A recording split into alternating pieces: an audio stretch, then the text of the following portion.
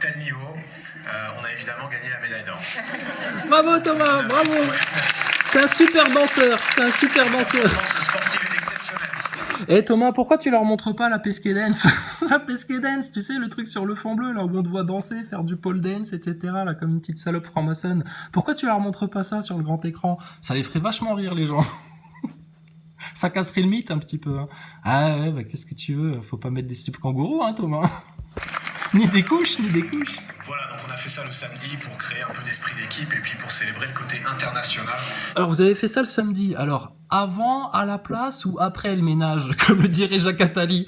Avant, à la place ou après le ménage? Parce que normalement, le samedi, tu nous avais dit c'est le jour du ménage. Alors, vous avez laissé le ménage de côté pour faire la chorégraphie des Jeux Olympiques des gogoles en flottaison acrobatique. Ils sont au courant à la direction de la NASA, ça leur pose pas de problème. Le CNES, ils payent, ils valident.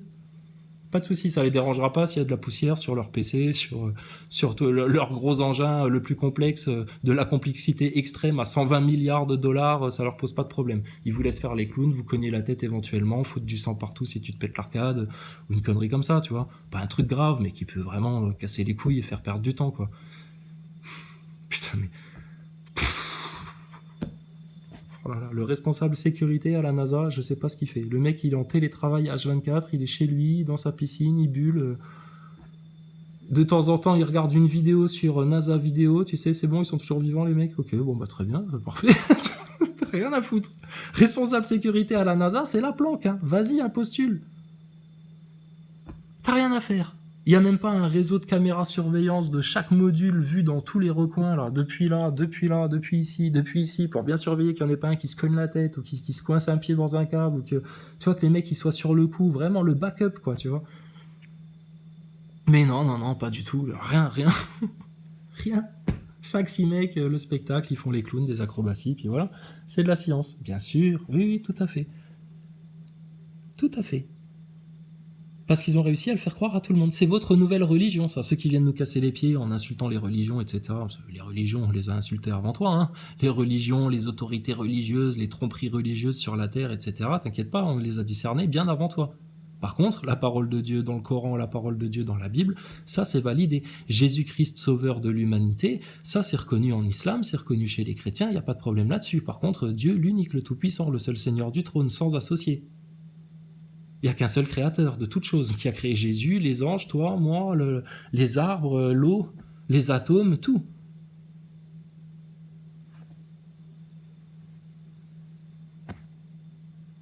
Mais ça, c'est un clown, ça. Thomas Pesquet. De la station spatiale. On a aussi la chance d'accueillir un nouveau module, un module russe, qui est le dernier module en date c'est moche chez les Russes. 20 tonnes, plein de matériel, et Oleg était pas content du tout parce qu'il n'y avait rien pour l'équipage. Il n'y avait même pas, d'habitude ils nous mettent des pommes ou un petit truc, une petite lettre. Qu'est-ce qu'on fait dans ces cas-là? Père Castor, raconte-nous une histoire. Alors, il était pas content Oleg, parce que qu'est-ce qui se passe? Ils lui ont même pas mis une pomme à ce gros ours là, mal léché. Même pas il avait une pomme ou un pot de miel ou une petite laine ou des petites chaussettes dans le module livré avec. Parce que d'habitude, ils vous mettent des trucs dedans. Oh les salauds, eh. Qu'est-ce qui se passe? Il y a une restriction de budget? Putain, mais n'importe quoi. Et vous communiquez pas tous les jours avec le centre de contrôle, la Terre, avec la base russe, avec la base japonaise, avec la base américaine, avec la base européenne? C'est ce que tu nous racontes dans d'autres interviews, c'est ce que tes collègues racontent aussi. Et dans ces réunions quotidiennes, là, à aucun moment, vous avez pu dire, bon, et vous avez pensé à me mettre mes chaussettes et mes petites pommes? Non. Et le lendemain, ça s'est passé comment, là? Le lendemain de la réception du module. Ah, les enculés, ils m'ont même pas mis des pommes. Allô, chef? Oui, ici Oleg. Oleg pas content. Oleg fâché. Oleg allait faire gros caca dans sac plastique en fout partout. Où sont mes pommes? Où sont mes pommes? Le mec pas content, tu sais. Où sont mes pommes? Thomas Pesquet, au moment-là, il savait plus où se foutre, tu sais. Il était parti jouer du saxophone dans la coupola. Il s'est dit, merde, putain, il fait chaud aujourd'hui. On est en plein soleil, encore une fois, là. Ah, tant pis. Je préfère ça plutôt que d'entendre Oleg gueuler avec les Russes. Il me fait peur. Il me fait peur quand il gueule. T'inquiète pas, il va pas te sodomiser, Thomas. T'es pas dans un rituel de franc-maçonnerie. Mais alors, Oleg qui gueule au téléphone. Où sont mes pommes? Où sont mes pommes? Je vais bombarder Ukraine. Si jamais j'ai pas mes pommes, je crache station ISS sur Ukraine. Direction Zelensky. Station ISS Zelensky. Est-ce que c'est bien compris? Je veux mes pommes. Pouf, et le mec il raccroche. Oh putain, mais Thomas Pesquet, mais tu nous combles de joie avec tes histoires. C'est bon, continue comme ça. Tu vas vraiment finir par être le premier comique de France. Non mais parce qu'il y a un autre commentaire qui m'est venu, il y a quelqu'un qui m'a écrit « Oh là là, tu me fais tellement rire avec Thomas Pesquet que du coup il m'en devient sympathique. » J'ai presque tu sais, ouais, je comprends ce que tu veux dire. Non, mais non en fait, non, c'est un serpent qui, dès qu'il pourra piquer tes enfants, il le fera. Donc on rigole parce qu'il faut dédramatiser le truc, et puis on rigole parce que franchement les pauvres nazaboys en face là, qui sont là, qui peuvent pas s'empêcher de venir écouter, et puis qui grincent des dents, et qui savent rien dire en face, qui ont la rage, etc. Putain. Donc oui, c'est drôle. Et puis franchement, c'est tellement grossier que c'est drôle. Mais attention, sale race de serpent venimeux, ça. Hein. Attaché à la station spatiale, 20 tonnes, plein de matériel, et Oleg était pas content du tout parce qu'il y avait rien pour l'équipage. Il y avait même pas, d'habitude ils nous mettent des pommes ou un petit truc, une petite lettre et tout. Là il y avait rien. Une petite lettre, t'as une petite lettre. Moi je croyais une petite laine. Non, c'est même pas une petite laine, c'est une petite lettre. Juste au moins que vous pensiez à nous. D'accord, madame? Si vous me donnez pas 1 euro ou 2 euros, je vous dis bonjour. Si je vais demander gentiment, je vous ai pas agressé, madame, quand je faisais la manche. Je vous ai pas agressé. Même pas vous m'avez regardé. Même pas un sourire.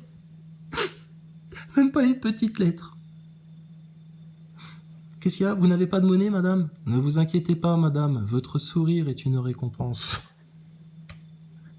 Et là, même pas une petite lettre pour les astronautes. Thomas, tu sais ce qu'il faut que tu fasses pour recevoir des lettres? Il faut que tu réorganises de nouveau un concours d'écriture du Petit Prince. Hein? Quand tu nous liras avec forte émotion les résultats du concours d'écriture. Tu avais la larme à l'œil le jour-là. Putain, là, on était vraiment dans un grand moment de cinéma. Là, c'était bien. Mais alors, quand tu me racontes que Oleg, il a pas reçu ses pommes et sa petite lettre, je ne sais plus quoi faire, moi. Montez un syndicat d'astronautes, il n'y a que ça à faire. Vous êtes mal payé, vous prenez des risques, il n'y a pas de prime de risque. On vous fait faire toute la propagande après, c'est vous qui vous carrez 80% du boulot pour recevoir les cacahuètes de cet énorme braquage. Et en plus, il n'y a pas de pommes et même pas une petite lettre. Oh là là. Bon, sinon, il est bien le nouveau module. Ils ont peint les murs en vert aussi, là, sur celui-là, le tout nouveau, là. C'est vraiment l'amour du kitsch, alors, les Russes.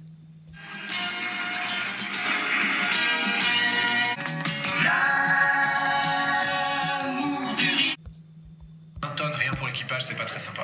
Il était pas très content. Voilà, tout ça pour vous rappeler que les Russes, c'est des gros enculés. Hein. Donc, vous voyez, hein, c'est normal que Poutine, on soit pas content avec lui et puis qu'on veuille lui faire la guéguerre avec l'Ukraine de tout ça là, parce que quand même, regardez, même à leurs astronautes, ils sont même pas capables de leur envoyer des pommes et puis une petite lettre. Hein, donc il était pas très content. Hein, tout ça pour vous dire, continuez à détester les Russes, les Français, c'est très très bien. Ça fait partie de votre conditionnement, de la propagande, de la même manière qu'on vous a fait détester le bougnoul avec tous les films de Rambo 3, 11 septembre, 2e épisode et tout ça. Voilà. Et puis de la même manière que avant ça, c'était de nouveau le Russe, hein, le communiste, etc. Voilà. Ça, c'est les États-Unis ont besoin d'avoir un ennemi pour détourner l'attention de la masse globale, afin d'éviter que la masse globale se rende compte que le problème sur cette terre, c'est justement la politique états-unienne d'invasion, d'otanisation du monde, etc. Mais alors lui, son meilleur copain, c'est le Russe, etc. Même pas il le défend, et là encore en plus, il l'enfonce. Ah, les Russes, rendez-vous compte, c'est vraiment des salauds, même pas ils savent envoyer une petite lettre à leur petit astronaute. Alors ça, c'est la base de contrôle, hein. C'est là où tout se passe, les mecs qui surveillent tout, qui contrôlent les projectiles qui pourraient leur arriver en pleine gueule, qui savent à quel moment faut dévier la station, qui savent leur indiquer où ils ont laissé traîner le tournevis, parce qu'ils ont tous sous surveillance, tous sous caméra, devant tous ces écrans qui sont pour la plupart pas allumé ou à moitié, ou bref. Là, il y a toute une équipe qui manque, hein. Ça c'est les diététiciens, ils sont partis manger apparemment. Là, c'est le mec qui s'occupe du système des chiottes. Alors lui, il est H24 sur le système des chiottes pour voir si les fluides s'écoulent bien, etc. 300 millions de dollars, hein, rendez-vous compte, hein, les chiottes de camping-car quand même. Lui, c'est qui? Lui, c'est le mec qui s'occupe peut-être de la communication, tu vois, que les mecs ils puissent toujours communiquer, soit par satellite, soit par Twitter, de vérifier que la transmission se passe bien, qu'on soit toujours dans 5 secondes de délai et pas plus. Voilà, toute petite équipe pour un aussi gros truc. Ah vache. Dans l'armée française, ça occupe combien de personnes la surveillance d'un sous-marin, de le suivre, enfin je sais pas, tout ce qui est extérieur au sous-marin là, toute l'équipe technique, les mécaniciens, les spécialistes, enfin c'est combien de personnes à peu près ça?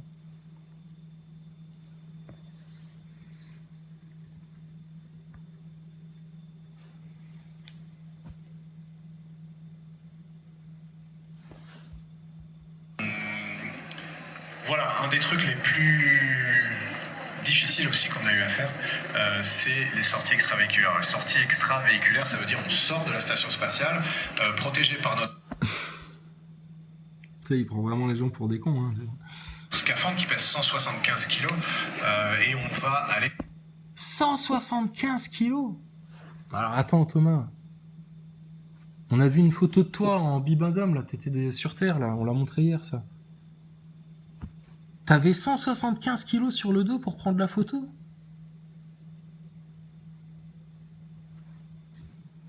Où est-ce qu'on l'a vu cette photo-là? Ça vous dit quelque chose? Là, on voyait Thomas Pesquet debout avec le casque sous le coude, tu sais, en mode américain, avec la combinaison justement des sorties extravéhiculaires, avec tout le gros Barnum, etc. Qu'on s'est même foutu de ta gueule, on a dit ah oulala, il a grossi Thomas.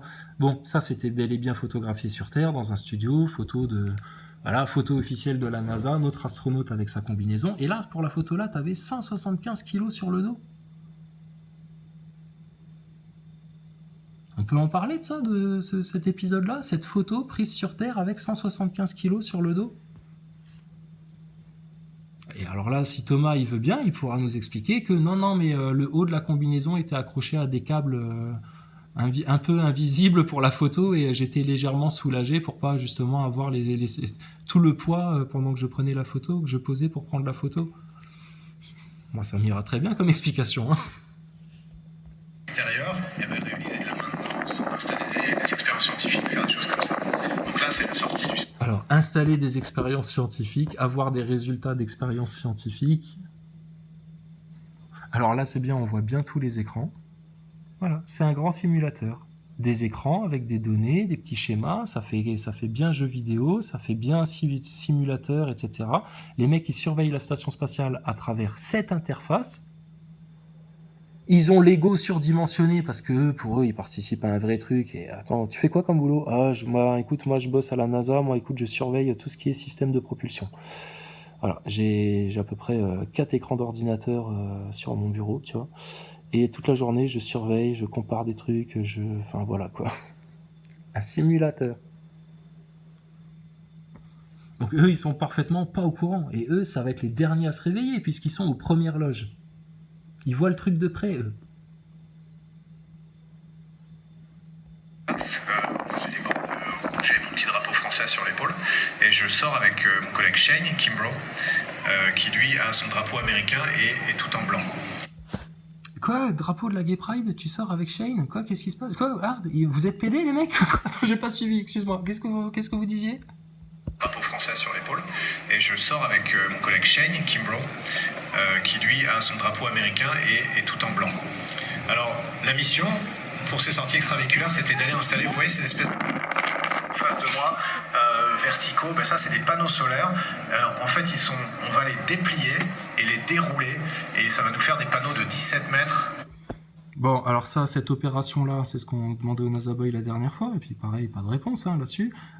Est-ce qu'il y a un de vos télescopeurs amateurs de NASA Boy qui est tout le temps en train de scruter la station spatiale là pour voir par où elle passe, par voir si elle repasse bien au bon endroit, puis vous les suivez avec vos applications téléphoniques, etc. Là, les Google idolâtres qui cherchent la station spatiale. Personne n'a été capable de filmer cette phase-là de déploiement de panneaux solaires depuis la Terre. C'est quand même un truc à filmer, ça.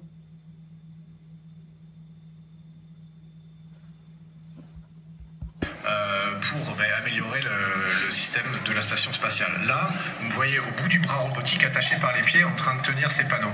Alors, dit comme ça a l'air de rien, mais je peux vous dire que c'est pas hyper rassurant parce que quand le bras robotique fait 17 mètres, donc il faut déjà... Pour tenir les panneaux, d'accord. Donc pour installer des panneaux solaires sur une structure déjà existante, vous êtes obligé de coller un mec au bout d'un bras robotique pour qu'il aille tenir le bout du panneau. Tu sais, puis l'autre...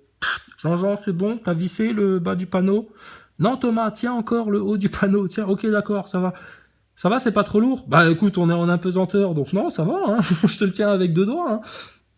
Non, c'est juste pour savoir. C'est parce que là, ça commence à contracter l'épaule quand même, parce que dans la combinaison, c'est pas facile. Hein, on est quand même dans le vide. La combinaison, c'est serré dedans, en fait, c'est serré. Hein. Et vous pouviez pas installer une pince au bout du bras et que ce soit le bras qui aille le tenir, votre panneau? Et alors du coup, la question ultime qui se pose, c'est quand vous l'avez construite, cette station spatiale,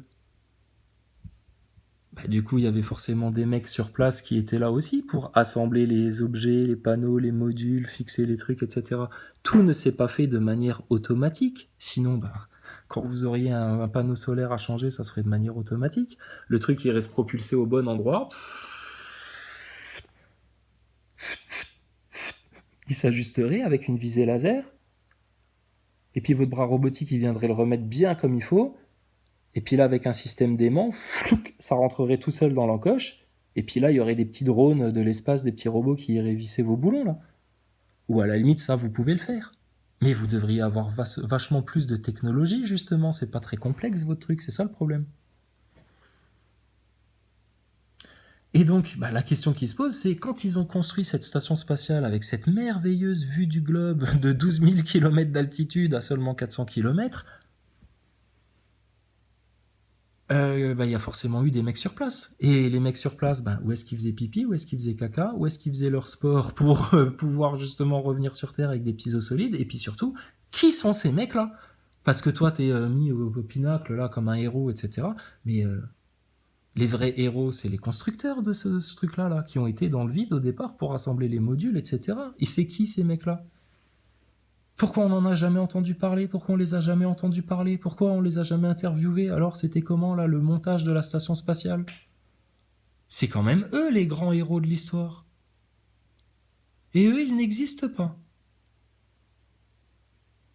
Et il n'y a aucune séance de vidéo où on voit tout le montage de tout votre appareillage, alors que c'est sûr et certain, si ça existe, vous avez forcément dû filmer toutes les phases, tous les trucs, etc. Tout devait être filmé, il fallait garder des preuves, fallait que le truc... Donc il doit y avoir des milliers d'heures de vidéos de la construction de la station spatiale.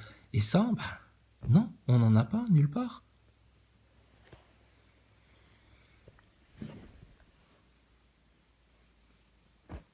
Et cette question de la construction de la station spatiale, va la poser à Clairvoy ou à Aigneret ou tous les gogoles du CNES, là, ils vont te dire c'était de manière automatique, hein, tout s'est assemblé, tout était prévu, tout c'était des modules, et puis après, voilà, il n'y avait plus qu'à fixer, etc.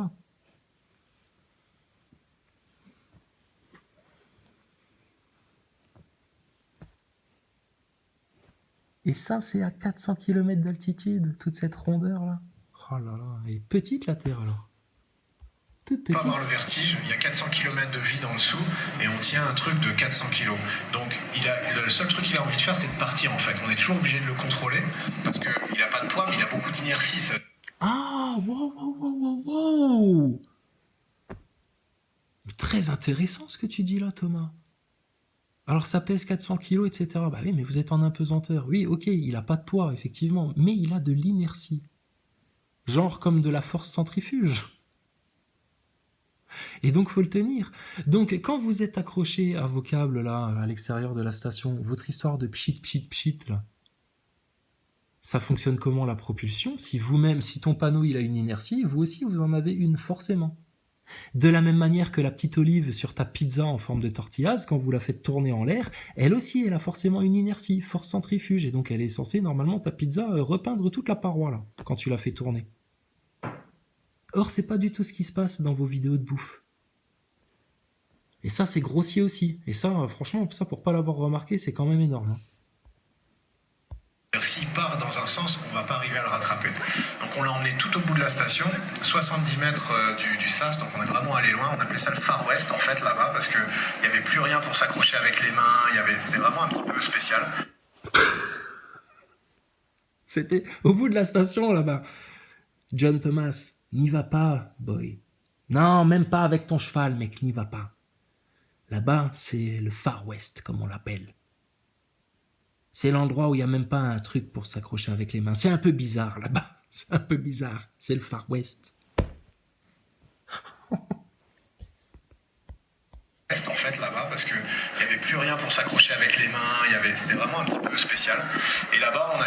Putain, c'est un peu spécial, mais c'est un peu spécial qu'il n'y a rien pour s'accrocher avec les mains. Alors ils vous ont pas installé un rail sur tous les endroits où vous êtes censé évoluer pour aller faire des réparations, changer un élément, raccrocher un module ou je sais pas quoi.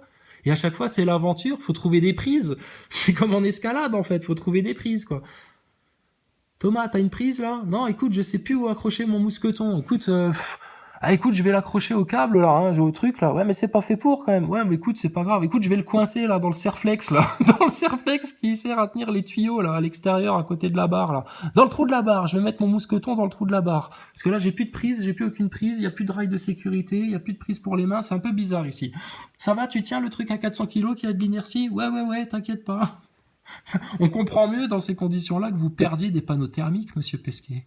Et donc le jour où vous avez perdu votre panneau thermique, ça s'est passé comment? Vous étiez pareil en train de chercher des prises comme ça, et puis tout d'un coup le truc, vloup, il vous a échappé des mains, puis il est parti loin, au risque de vous revenir dans la gueule au tour d'après, hein, mais bon... Ça, c'est toi-même qui le dis, hein, mais apparemment là, la fois là, ça vous a pas causé de problème. Et donc vous étiez là comme des cons, puis vous avez fait... Allô Houston? Oui, alors panneau. C'est bon, vous avez accroché le panneau thermique, les mecs. Alors justement, c'est pour ça que je vous appelle. Alors le panneau thermique, comment dire? Il est fou, il est loin d'être accroché parce que il est loin de la station là. Ok, c'est pas grave, les mecs. C'est pas grave. Normalement, il dit mais putain, vous l'avez pas accroché les vérins de sécurité. Qu'est-ce qui s'est passé? Vous avez pas mis les sécurités, les deux mousquetons là à chaque fois pour tenir le truc?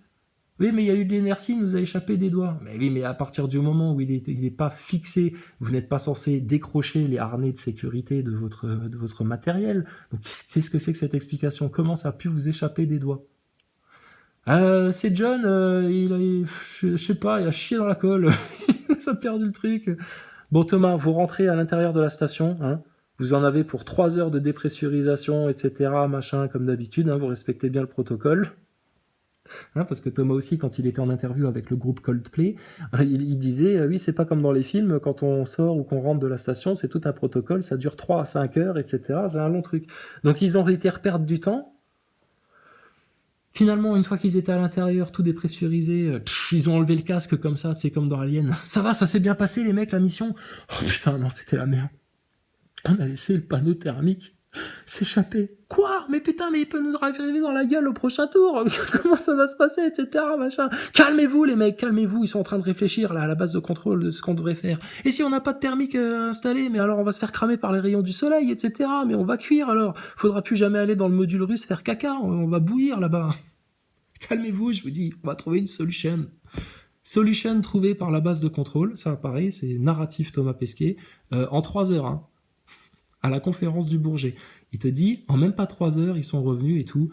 Et là, ils nous ont dit, écoutez, on a été mettre du coup un sac de rangement, donc les sacs blancs qu'ils utilisent pour mettre leurs trucs dans la station, là, un sac de couchage, un sac de rangement qu'on a été attaché de manière correcte. Alors moi, la question que je me pose, c'est est-ce que vous avez décousu la fermeture éclair de votre sac de rangement pour pas qu'elle chauffe, fonde au soleil et puis que ça ait des dégâts sur l'extérieur de la station? Donc est-ce que ça, vous l'avez découpé, décousu, attaché de manière correcte? Donc vous avez dû forcément perforer votre couverture, là, votre truc de rangement, pour y accrocher des ficelles, des cordes ou je sais pas quoi, pour accrocher votre protection. Et alors...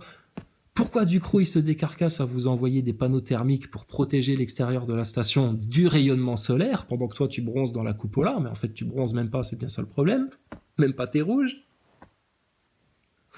Comment c'est possible qu'on puisse le remplacer, ce panneau thermique là, hyper important, tellement c'est complexe à l'extrême la station spatiale, par un simple sac de rangement attaché de manière correcte? Et ça, on n'invente rien, c'est Thomas Pesquet qui le raconte à la conférence du Bourget. Tout le monde peut le voir. Et à côté de ça, on vient vous vendre la grande précision de la NASA, etc. Mais tu te fais niquer la tête avec la NASA, de la même manière que d'autres se font niquer la tête avec le Covid. Le problème, c'est que ceux qui se font niquer la tête avec le Covid et la picouse, c'est très souvent les mêmes qui se font niquer la tête avec le spatial. C'est tout. Donc, à partir du moment où toi, t'as compris l'arnaque du coco et de l'injection et que tu prétends l'expliquer à tout le monde, mais que t'as pas compris l'arnaque du spatial et puis le parallèle qu'il y a à faire avec ça, t'es un peu comme un loup boiteux. Comme une loutruche qui s'est pris une bite d'astronaute dans le fion. C'est tout. Allez, viens, Nazaboy, t'inquiète pas, on va juste te montrer des preuves que ta station ISS c'est du fake. Mets-toi assis là et mange.